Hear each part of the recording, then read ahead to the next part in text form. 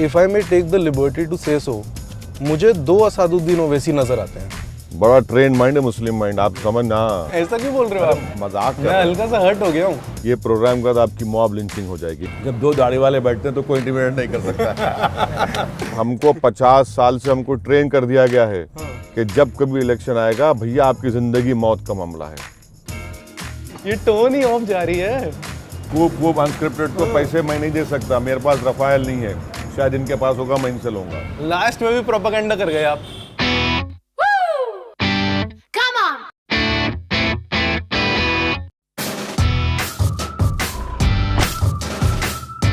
आप थोड़ा पीछे होके ही बैठेंगे अच्छा, ना तो बेटर रहेगा। उस फ्रेम के लिए हमने सेटिंग ओह शुरू करें? जी बिस्मिल्लाह। सिर्फ मूड रन नहीं हुआ है। बैठे मैं करूंगा। अरे बैठे अब रुकिए।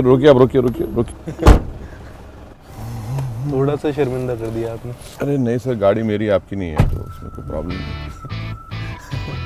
शूट तो हमारे। तो welcome mister Owaisi. Thank you. सबसे पहले तो ये बताएं कि मैं आपको बुलाऊं क्या? किसी भी नाम से बुलाइए सर, सिर्फ गाली मत दीजिए, क्योंकि आजकल इंडिया में जो है पहले कश्मीरी को गाली पड़ती है, फिर उसके बाद हम जैसे गरीबों पे आफत आती है, तो आप किसी भी नाम से पुकार सकते हैं। एंटी नेशनल अच्छा रहेगा। वो तो एकदम अच्छा रहेगा। क्या मैं आपको असादुद्दीन बुला सकता हूँ? हाँ बुलाइए। वैसे तो उम्र का तकाजा थोड़ा मुझे रखना चाहिए, लेकिन नहीं इतनी उम्र तो नहीं है कि आप में उम्र का तकाजा। नहीं मैं आपकी उम्र नहीं बोल रहा हूँ, लेकिन मेरी उम्र बहुत छोटी है अभी तो। हाँ तो मैं भी ज़्यादा बड़ा नहीं। ठीक है। पहला सवाल मेरे आपके लिए ये है, चूंकि आप अब 15 साल से मेंबर ऑफ लोकसभा हैं जी, उससे पहले आप आंध्रा की असेंबली में भी थे जी, और आपको संसद रत्न का भी अवार्ड मिला है जी। तो I want to know from you what is this responsibility of being a public representative in the house feel like, और बाकी सब लोग भी जो वहाँ होते हैं, do they realise the responsibility involved in all its capacity? मैं किसी की पर्सनली किसी के बारे में बोलना नहीं चाह रहा हूँ, मगर जो उसको अंग्रेजी में कहते हैं जो एट्रिशन रेट है वो बहुत ज़्यादा है पार्लियामेंट में, कि कम से कम 40-45% लोग हार जाते हैं। तो ये क्यों हारते हैं?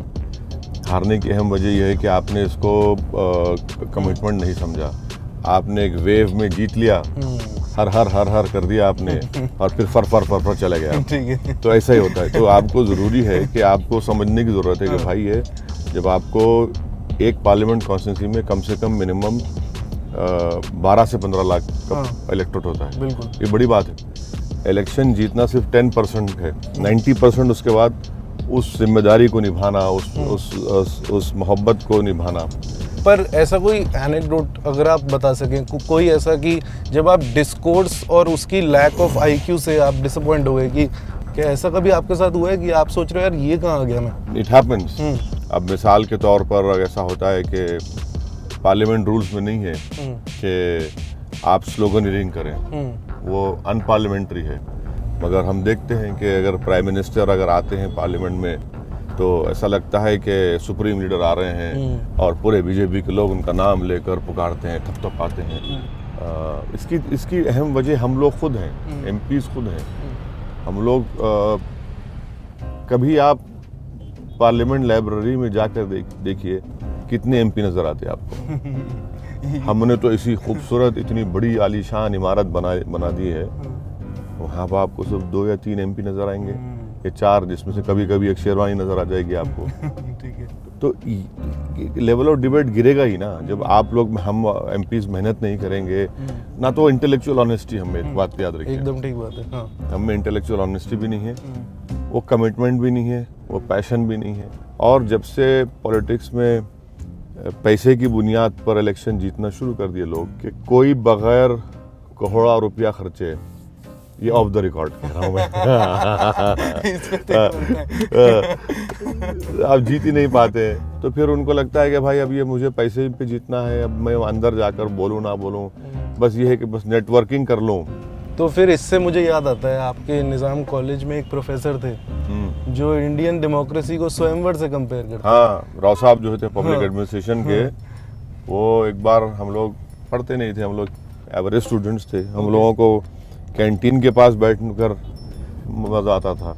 एक दिन वो पीछे से आके बोले कि तुम लोग बड़े बदतमीज़ हो। बहरहाल वो बुजुर्ग थे, पकड़ कर लेकर गए, हम लोग चले गए, जाकर बैठ गए। अब हम लोग डर गए। अब एक दूसरे को बोलते कि ये बुढ़ा कुछ पूछेगा अब। अरे बोलते थे, मैं इज्जत से सर बोलते थे। तो बोले कि व्हाट इज इंडियन डेमोक्रेसी। फिर उसने मुझसे कहा कि you tell your father is a member of parliament. मुझे मालूम था कि मैं कुछ बोलूंगा बुढ़ा मुझे पकड़ लेगा। तो मैंने कहा sir I have come to learn from you. बोले यार, तो बहुत खुश हुए। तो उसके बाद बोले Indian democracy is like a swayamvara, sometimes the bride goes in garland donkey. अब देख लीजिए आप ऐसे चिल या रिलैक्स करने के लिए क्या करते हो? हैं चिल या रिलैक्स आपके साथ बैठे हैं, चिल कर रहे हैं, इससे बड़ा चिल और क्या हो सकता है? आपका लाइफस्टाइल इतना हेक्टिक हो गया है, अज्यूमिंग। नहीं सर, कुछ भी नहीं। ये सब ये जो है ना, ज्यादा ग्लॉस वो टेफलॉन लगा लेते हैं लोग कि पॉलिटिशियंस को बहुत बिजी होते। कोई बिजी नहीं रहता। अरे काम करते हैं, दुनिया में हर आदमी काम कर रहा है, हम भी काम कर रहे हैं। सही बात है। तो आप भी काम करते हैं, हम भी ठीक काम बात है। करते हैं। अब जाहिर है, अब जब इलेक्शन आएगा तो ज्यादा मेहनत होगी उसमें। बिल्कुल होगी। तो एक वो भी कितना, 1 महीने का होगा। हम लोगों के सर पे सिंह नहीं लगे कि भाई हम ही काम कर रहे हैं, ऐसा कुछ नहीं। पर if I may take the liberty to say so, मुझे 2 असादुद्दीन ओवैसी नजर आते हैं।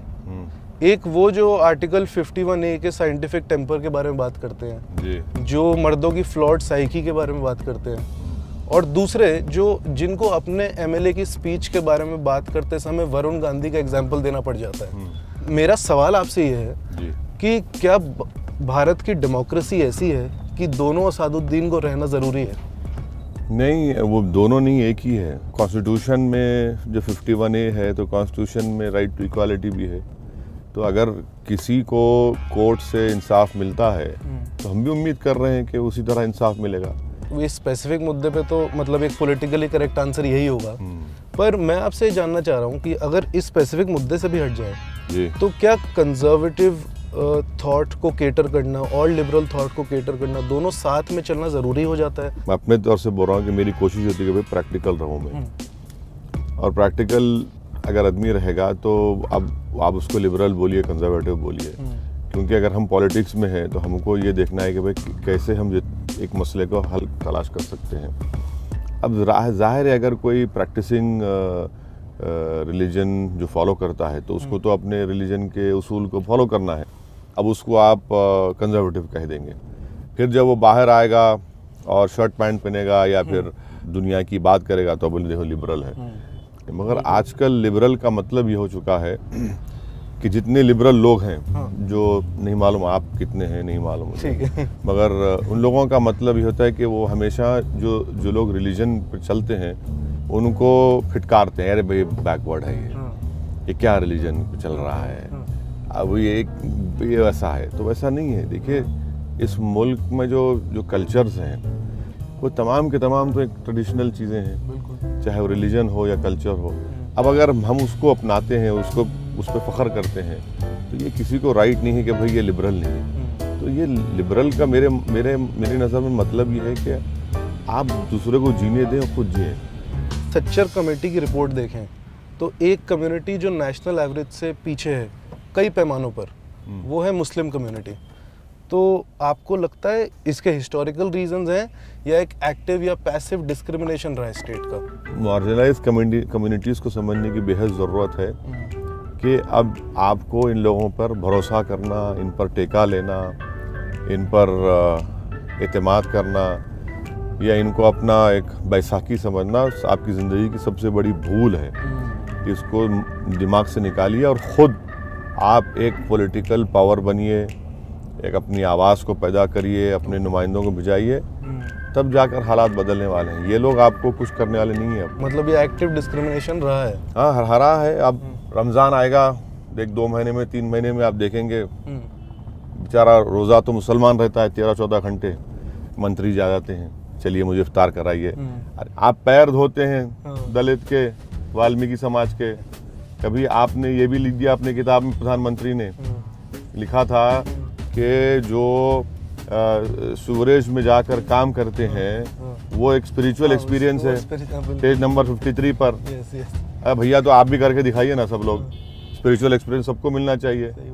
अब इलेक्शन आएगा पार्लियामेंट का, आप देखेंगे मुस्लिम माइंड बड़ा ट्रेंड माइंड है, याद रखिए, बड़ा ट्रेन माइंड है मुस्लिम माइंड, आप समझ ना। इस स्टेटमेंट को आप एक्सप्लेन नहीं नहीं समझिए, हमको 50 साल से हमको ट्रेन कर दिया गया है कि जब कभी इलेक्शन आएगा भैया आपकी जिंदगी मौत का मामला है। आपकी ट्रेनिंग हो गई है? हाँ हमारा ट्रेंड है, वो 55 ईयर से हमको ऐसा ट्रेन कर दिया गया है कि जब कभी इलेक्शन आएगा ये आपके लिए जिंदगी और मौत का मामला है, और बड़ा स्ट्रेस देकर बुलाते हैं जिंदगी और मौत। और हम लोग खुश होते हैं, अरे हाँ यार हमको बड़ा अच्छा। फिर इलेक्शन में आता है, फिर रोज मरते हैं हम लोग, जब कोई आता नहीं है हमारे जनाजे में। अरे हम जंग लड़ने से पहले नतीजे पे आ जाते हैं, अरे हार जाएंगे। अरे भाई हारेंगे जीतेंगे तो आप लड़ेंगे तो मालूम होगा ना। How much time do we have left? We don't have a lot. We need to go eat, right? या ठीक है, cool. चलिए। So let's. एक बात की जिम्मेदारी मैं नहीं ले सकता, ये प्रोग्राम का तो आपकी मॉब लिंचिंग हो जाएगी गोश्त वोश देखकर, तो आप देख लीजिए कहीं ये, हाँ वो देख लीजिए आप कि तुमने जाकर हैदराबाद में एक मुल्ला के साथ क्या खाया, तो तैयार नहीं उसके लिए मैं आपको किस्सा सुनाऊंगा, पर वो अंदर जाकर सुनाऊंगा। हाँ चलिए ठीक है, चलते हैं। तो आप क्या खिला रहे हैं आज मेरे को? जितना भी है फूड एंटी नेशनल फूड है यहाँ पर। ठीक है। शायद इसके बाद आपकी मॉब लिंचिंग हो सकती है, हम तो खिला के छोड़ देंगे आपको, तो आप जान बचाना आपका काम है। ठीक है, लाइए लाइए। जब मैंने अपने दोस्तों से परिवार में डिस्कस किया ना कि मैं आपका इंटरव्यू लेने जा रहा हूँ, हाँ तो जिन लोगों को पता है, जो इन्फॉर्म्ड है, उन्होंने तो कुछ नहीं बोला, उन्होंने बोला अच्छी बात है। जो थोड़े कम इन्फॉर्म्ड है वो डर गए, हाँ। वो नाम सुनते ही डर गए। अरे वाह। तो आपको क्यों लगता है ऐसा सिर्फ इसलिए होता है क्योंकि आप मुस्लिम हैं? सिर्फ इसलिए हो रहा है क्या? ऐसी परसेप्शन लोगों के दिमाग में, क्या सिर्फ इसीलिए है? नहीं मालूम किस लिए, मैं तो कोई ऐसा आदमी नहीं हूँ कि मेरा जिक्र किया जाए और बच्चा सो जाए कि 70 कोस तक, ऐसा तो नहीं है। बट ये क्या है? ये किडनीज हैं सर। अच्छा, ऑफ बकरे के अच्छा, हैं, very nice. बकरे के। अभी तक तो हम सही जा रहे हैं, अभी एंटी नेशनल नहीं है। नहीं एंटी नेशनल ही है आजकल, बस थोड़ा डालो। मेरा एक्चुअली पेट खराब है तो मैं इलेक्ट्रॉल भी पीता हूँ। इलेक्ट्रॉल, मेरा इलेक्ट्रॉल दे दो। मैंने ये भी देखा है कि आप इस सवाल से ड्रामेटिकली इरिटेट भी होते हैं, पर क्या ऐसा कभी आपको कोई इंटरव्यू हुआ है जिसमें आपको पाकिस्तान के बारे में ना पूछा हो? इमरान खान ने हालिया दिनों में स्टेटमेंट दिया हिंदुस्तान में माइनॉरिटीज़ अक़लियतों का ट्रीटमेंट सही नहीं होता है, तो मैंने उस पर उनका जवाब दिया। मुझे मुबारकबाद के पैगाम आना शुरू हो गए। हाँ, कि आप अब इंडियन हैं। हाँ, आपने किसी एक जर्नलिस्ट ने मुझे ये कह दिया कि शाबाश असद भाई। मैं बोला है यार तेरी हिम्मत कैसे मुझे शाबाश बोलने की, क्या मतलब? आपने ऐसे बोल दिया? मैंने फोन करके पूछा। नाम तो बताओ। नाम अब छोड़ दीजिए, वो बड़ा सीनियर एंकर भी है टीवी पर। अच्छा, और आपको लगता है कि एक मुसलमान की लॉयल्टी या देश प्रेम का टेस्ट होता है हर पड़ाव पे, उसको टेस्ट किया जाता है कि मतलब तुम सच में इंडिया के लिए हो या नहीं हो? 70 साल की आज़ादी के बाद भी आपको लगता है कि भाई एक मुसलमान 3rd जनरेशन 4th जनरेशन अगर वो पाकिस्तान के ख़िलाफ़ बोलेगा तो आप बड़े खुश हो जाते हैं जो ये वफादार है, देखो इसने कितनी अच्छी बात कही। तो आप मुझे एक हिंदुस्तानी के रूप में क्यों नहीं देखते, एक इंडियन के रूप में क्यों नहीं देखते? भाई जो भी हमारे मुल्क के ख़िलाफ़ रहेगा हम उसके ख़िलाफ़ रहेंगे। हमारी पॉलिटिक्स अपनी जगह पर है और रहेगी, वो चलते रहेगी, मगर जहाँ मुल्क का मामला आएगा। आप खा नहीं रहे? हाँ मैं ले रहा हूँ। आप नाश्ता करके आए क्या? थोड़ा किया हूँ ज़्यादा। नाश्ते में क्या खाते हो आप वैसे? अंडा, डबल रोटी, कभी दूध पी लिए, कभी फ्रूट्स खा लिए। हाँ ज़रूर, ये भेजा फ्राई। हाँ भेजा खाइए। भी खाए मैंने। आप तो मेरा खा रहे हैं तो इसलिए मैं नहीं खाऊंगा, आप मेरा भेजा खा रहे हैं देखिए आप। ये आपने how much serious was this? खाने पे मजाक नहीं करते हम लोग, मालूम आपको हैदराबादी लोग। ऐसा क्यों बोल रहे हो आप? मजाक मैं हल्का सा हर्ट हो गया हूँ। नहीं हट, अरे सॉरी सर, आप मलाई डालना पड़ेगा आपको सर। आपको ये क्या है? मलाई है।